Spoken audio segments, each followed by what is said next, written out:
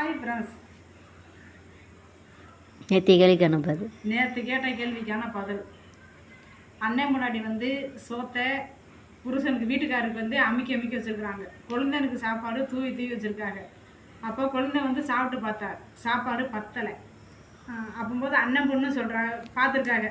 சித்தப்பாவுக்கு தூவி வச்ச சாப்பாட்டையும் பார்த்துருக்காங்க, அவங்க அப்பாவுக்கு அமுக்கி வச்ச சாப்பாட்டையும் பார்த்துருக்காங்க. பார்த்துக்கிட்டு பேசாமல் இருந்துருக்குது அண்ணன் பொண்ணு. அப்போ இவர் சொல்லிக்காரு, பாப்பா நான் ஒரு விடி சொல்கிறேன் பாப்பா அப்படி சொல்லுங்கள் சித்தப்பா. அண்ணனுக்கு அமுக்கண்ணா பாவனா, தம்பிக்கு தூவண்ணா பாவனா, அன்னைக்கு சொல்ல போனால் கோவண்ணா பாவனா அப்படின்னு சொல்லியிருக்காரு சித்தப்பா. அப்புறம் சித்தப்பா எனக்கு இந்த விடி தெரியும் அப்படி சொல்லிட்டு இருந்துக்கிட்டாங்க. திருப்பி அண்ணன் சாப்பிட்றாரு. சாப்பிடும்போது அண்ணி நான் ஒரு விடி சொல்கிறேன் அண்ணி அப்படி சொல்லியிருக்கிறாரு. சொல்லுங்கள் அப்படி சொல்லிக்கிறாரு.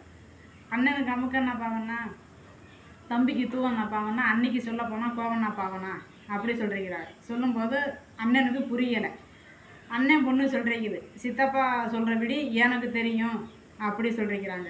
சொல்லுங்கள் அப்படின்னு சொல்லும்போது, அப்போ சித்தப்பாவுக்கு அம்மா சோத்தை தூவி வச்சாங்க, அப்பாவுக்கு அமுக்கி வச்சாங்க. திருப்பி நம்ம சாப்பாடு கேட்டால் நம்ம அண்ணி சண்டை போடுவாங்க அப்படின்னு கேட்க மாட்டாமல் இந்த விடியை சொல்லி முடித்தாங்க. இது நேற்று சொன்னதுக்கு பதில்.